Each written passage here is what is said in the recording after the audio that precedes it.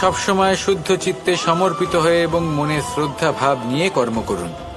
ঈশ্বর নিজে থেকেই এর ফল আপনাকে প্রদান করবেন।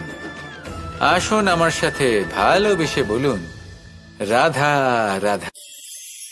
জীবনে সব থেকে বেশি মূল্যবান বস্তু কি? ধন, স্বর্ণ, মাণিক্য, আভূষণ?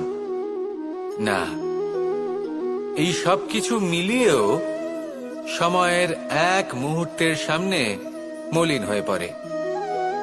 এক মুহূর্ত যা এক দরিদ্রকে রাজা করতে পারে, যা এক রাজাকেও দরিদ্র করতে পারে।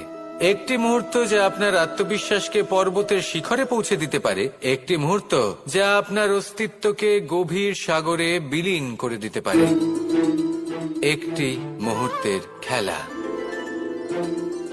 সব সময় জীবনে সেই ব্যক্তিকে সম্মান করুন, শ্রদ্ধা করুন